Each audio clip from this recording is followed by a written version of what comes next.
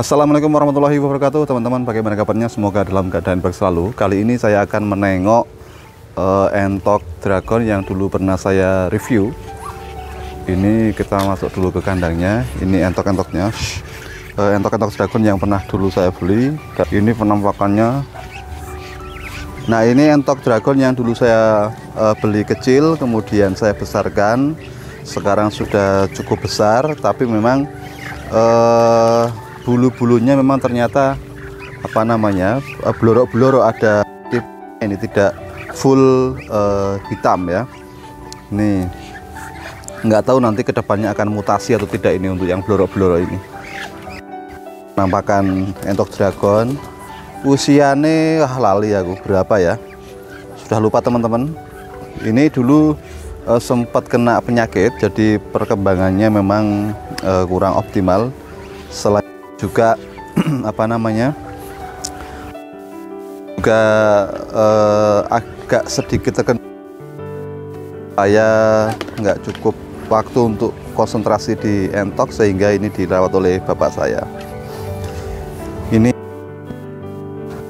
hasil, nah terus ada yang besar, yang jantan-jantan ini cukup besar, kemudian ada juga yang kecil-kecil, ini mungkin yang perempuan-perempuan, tapi memang secara bulu ini blorok ya, ada putih-putihnya, tidak full hitam. Itu kalau untuk yang dragon memang yang bagus itu adalah yang full hitam.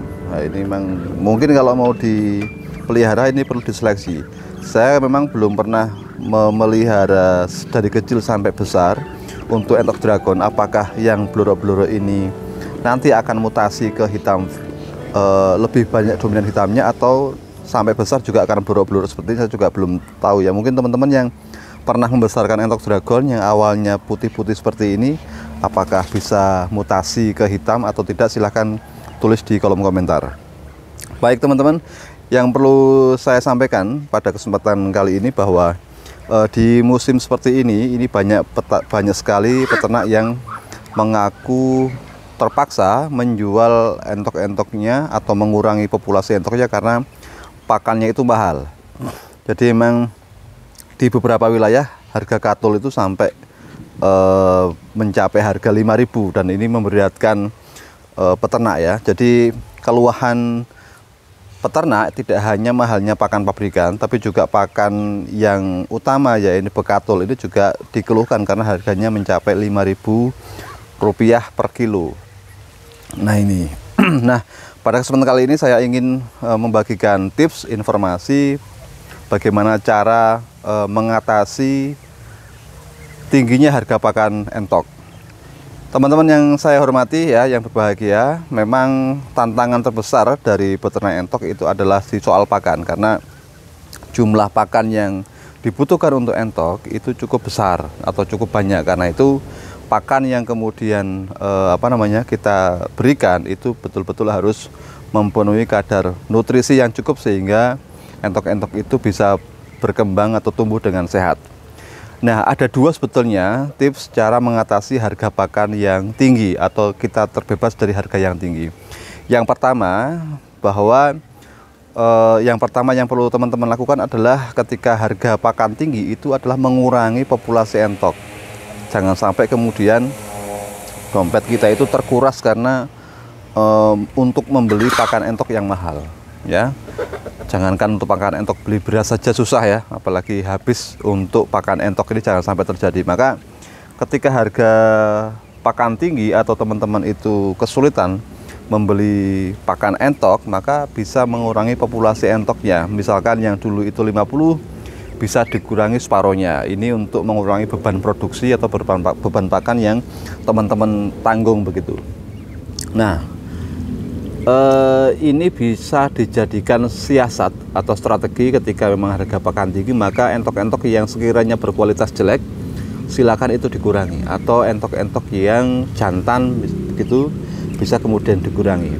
Meskipun ketika harga pakan tinggi itu biasanya harga jual entok itu murah. Seperti saat ini situasi harga entok di pasar, di harga keranjangan itu memang lagi menurun teman-teman. Jadi ini banyak dikeluhkan, harga entok lokal saat ini anjlok ya. harga entok untuk daging wah hajur-hajuran. Nah ini memang ketika harga pakan tinggi maka banyak orang yang menjual entoknya karena tidak kuat memberi pakan entok. Nah tapi meskipun harganya turun ya, kalau menurut saya tetap kalau teman-teman memang nggak kuat ngasih pakan entok ya jual aja, nggak apa-apa, seadanya selakunya, sehingga teman-teman tidak tidak terbebani dengan pakan entok. Dan nanti hasil penjualan entok itu ketika nanti harga pas murah itu bisa teman-teman digunakan untuk membeli bakalan atau indukan lagi. Itu strateginya yang pertama. Kemudian teman-teman yang kedua, gunakanlah pakan-pakan alternatif teman-teman yang memang ada di sekitar teman-teman. Jadi ada peternak yang di sekitar rumahnya itu terdapat potensi pakan alternatif, misalkan kayak pabrik roti.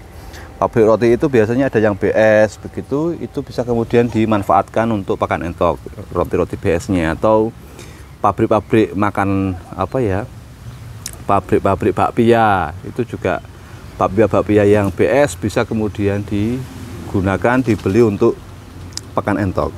Kemudian ada potensi misalkan pabrik pabrik tahu, ampas tahunya bisa teman-teman gunakan untuk pakan entok. Yang jelas harus ada pakan yang murah yang bisa digunakan untuk pakan entok tapi nutrisinya bagus ya, seperti roti BS, bakpia BS, ampas tahu itu kan bagus-bagus untuk pakan entok begitu.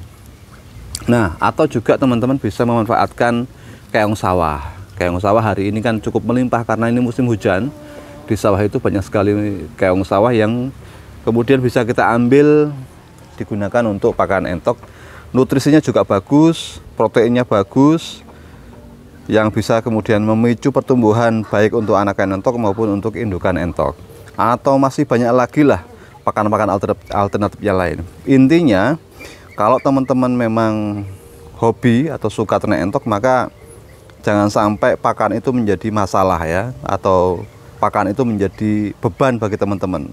Jangan sampai kebutuhan dapur kalah dengan kebutuhan entok. Kalau sekiranya memang nggak kuat, jual aja atau gunakanlah pakan-pakan alternatif yang murah, yang terjangkau, yang bisa membuat pertumbuhan entok itu bagus ya, gitu. Nah ini emang situasi saat ini peternak entok banyak yang mengeluh karena harga jualnya yang rendah, kemudian sebagian juga jual anakan entok juga terkendala.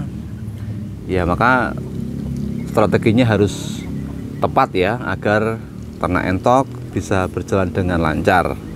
Salah satunya adalah yaitu satu, mengurangi populasi, jumlah ternak entoknya dikurangi, yang tadinya banyak dipangkas jadi sedikit.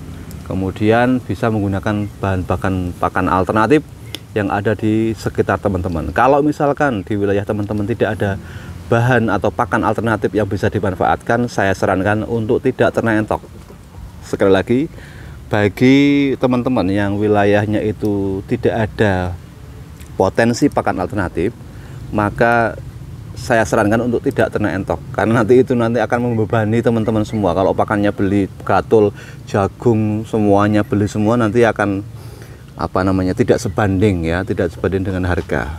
Ini saya bilang berkaitan dengan entok lokal atau entok daging ya, kecuali kalau kemudian entok hias, entok warna itu bisa kemudian agak masuk ya, karena untuk entok hias memang harga jualnya relatif lebih tinggi dibandingkan dengan entok-entok lokal maupun entok-entok pedaging yang lain. Ya, silahkan teman-teman tentukan sendiri apakah akan ternak entok model lokal atau rambon atau hias ya, warna atau jumbo, silahkan tentukan. Yang penting pasokan pakannya cukup, biayanya murah. Dan sekali lagi, kalau teman-teman di wilayah teman-teman itu tidak ada pasokan pakan alternatif yang cukup, maka saya sarankan untuk tidak beternak entok daripada nanti makan hati ya. Daripada nanti lihat YouTube cuma tahu manisnya tapi ketika praktek pahit semua kan. Nah, ini nggak bagus. Maka kemudian sebelum memulai ternak entok, maka harus diamati dulu potensi alam di sekitar teman-teman. Apakah ada pasokan pakan alternatif yang bisa dimanfaatkan atau tidak begitu. Nah, itu kira-kira tips untuk mengatasi ketika pakan entok itu mahal.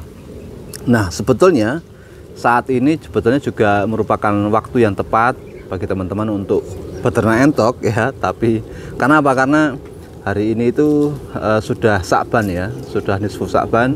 Beberapa bulan lagi sudah Lebaran, maka kemudian bisa dimulai untuk ternak entok. Hanya saja memang ketika memulai ternak entok sekarang harga pakannya itu mahal. Jadi dipastikan kemungkinan untuk Idul Fitri ke depan harga entok itu akan naik karena jumlah peternak yang memelihara pembesaran di saat ini itu relatif sedikit. Kemudian yang ternak entok saat ini berkurang, maka kebutuhan Idul Fitri ke depan di tahun 2024 ya, di bulan April atau itu kemungkinan akan berkurang ya, sehingga harganya akan naik.